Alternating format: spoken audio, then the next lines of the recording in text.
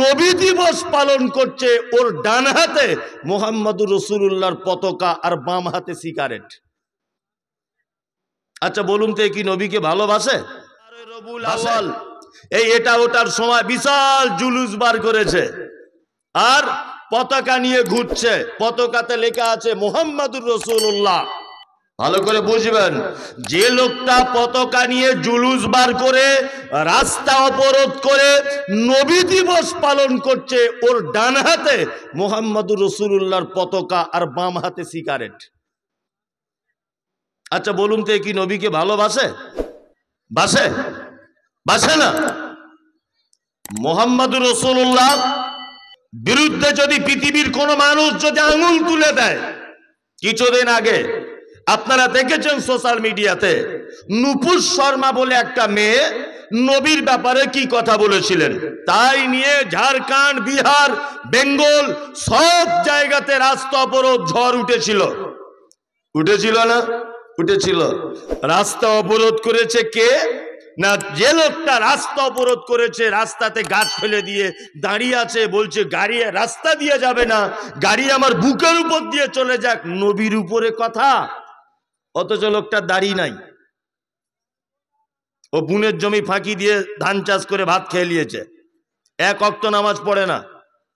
এরকম লোক আছে না নেই? আচ্ছা বলুন, এই আবেগের ভালোবাসা দিয়ে জান্নাত পৌঁছানো যাবে? যাবে? যাবে না। এবার আপনাকে একটা চমৎকার কথা বলে রাখছি, এখানে জ্ঞানী মানুষেরা বসে আছেন, খুব চমৎকার। এক, আমাদের নবী মুহাম্মদ সাল্লাল্লাহু আলাইহি ওয়াসাল্লামের আপন চাচা, নাম তার আবু তালিব। ভালো করে বুঝবেন ঘটনাটা, নাম কি? আবু তালিব। ইসলামের ইতিহাসে একটা পাতাতে, কোন বইয়ের পাতাতে আপনি দেখাতে পারবেন না যে আল্লাহর নবীর কখনো কোন সময় চাচা আবু তালেব বিরুদ্ধাচারণ করেছে, কোনো কাজে করেনি। বরং বেঈমান মুশরিকেরা আল্লাহ রসুলকে মারতে এসেছে, আঘাত করতে এসেছে, চাচা প্রাচীরের মতো দাঁড়িয়ে গিয়ে বলে, যাই আমার ভাতিজার ঈমান, আমার ভাতিজার দিন কবুল করবে না করবে সেটা আলাদা ব্যাপার, আমার ভাতিজা মুহাম্মাদের গায়ে হাত দিতে পাবে না। প্রাচীরের মতো দাঁড়িয়ে গেছে সামনে, গায়ে হাত দিতে দেননি কখনো কোনোদিন। চাচা মারা যাচ্ছেন, মৃত্যু তো শায়িত, মৃত্যু অবস্থাতে আছেন, এই সময়তে আল্লাহ নবী সাল্লাল্লাহু আলাইহি ওয়াসাল্লাম গিয়ে বলছেন, চাচা একবার তুমি শুধু কলেমাটা বলে নাও, তাহলে কিয়ামতের দিনে আমি তোমার ব্যাপারে আল্লাহর দরবারে কিছু বলতে পারবো। তখন চাচা ভাতিজার কথা চলছে, এই সময়তে বেঈমান মুশরিকদের সর্দার তারা এসে বলছে, কি ব্যাপার আবু তালিব, সারা জীবন তুমি 360টা দেবদেবীর পূজা করলে, হ্যাঁ, আর মরার সময়তে তোমার ভাতিজার কলেমা পড়ে মরবে? এটা কখনো হতে পারে না। এক কাজ করো, তুমি আমাদের দিনের উপরে তুমি অটুট থাকো, ভাতিজার দিনে চলে যেও না। কথোপকথন চলছে, এই সময়তে চাচার টাইম শেষ, চাচা পৃথিবী থেকে চলে গেল।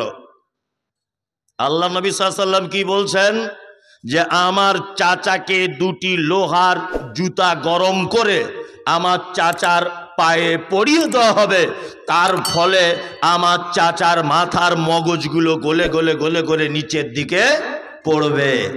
তার মানে বোঝা গেল মৌখিক ভালোবেসে জান্নাত যাওয়া যাবে না।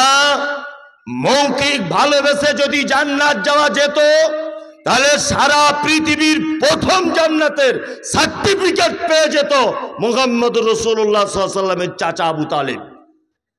কারণ একটাও বইয়ের পাতাতে আপনি দেখাতে পারবেন না যে কোনোদিন কোন সময়ে আবু তালেব তার ভাতিজার বিরুদ্ধাচারণ করেছে, করেনি। তার মানে বোঝা যায় মুহাম্মদ সাল্লাল্লাহু আলাইহি ওয়াসাল্লামের নিজেকে ভালোবেসে জান্নাত যাওয়া যাবে না। মুহাম্মদ সাল্লাল্লাহু আলাইহি ওয়াসাল্লামের আনিত দিন অর্থাৎ ইসলামটাকে ওই লোকটার মতো করে মানতে না পারলে জান্নাত যাওয়া যাবে না। কি বললাম বুঝলেন? বড় হুজুর, মেজ হুজুর, সেজ হুজুর, ন হুজুর, অমুক কেবলা, কাউকে মাধ্যমে জান্নাত পৌঁছানো যাবে না, মুহাম্মদ সাল্লাল্লাহু আলাইহি ওয়াসাল্লামকে ভালোবাসা মানে হচ্ছে এই, আল্লাহ তাআলা বলছেন কুল ইন কুনতুম তুহিব্বুনাল্লাহ ফাত্তাবিউনি।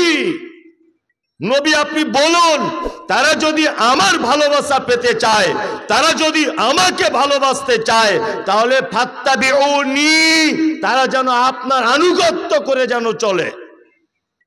তার মানে বোঝা যাচ্ছে একটা মানুষ আল্লাহর ভালোবাসা যদি পেয়ে যায় তাহলে কোথায় থাকবে? সে কোথায়? জান্নাতে থাকবে, তাই না? কেউ যদি আল্লাহর ভালোবাসা পেয়ে যায়, তার অন্য কারো ভালোবাসার প্রয়োজন আছে?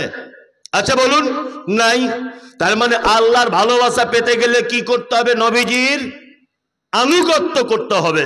নবীজি যেটা নিষেধ করেছেন তার থেকে দূরে থাকতে হবে। নবীজি যেটা করতে বলেছেন সেটা করার ব্যাপারে আমাদেরকে এগিয়ে যেতে হবে। তাহলে হচ্ছে ভালোবাসা। নামাজ নাই, রোজা নাই, হারাম খায়, দাড়ি নাই, গাঁটের নিচে কাপড়, ও নবীর নাম শুনলে এরকম করছে, ও ভাবছে মনে হয় এরকম করলেই জান্নাত চলে যাবে। তোমার পাছার চামড়া ছাড়িয়ে দিবে ফেরেশতারা। মরে দেখো একবার। হ্যাঁ, নবীর নাম শুনলে শুধু চুমু খাচ্ছে, অত যেদিকে গাঁজা টানছে, বিড়ি টানছে।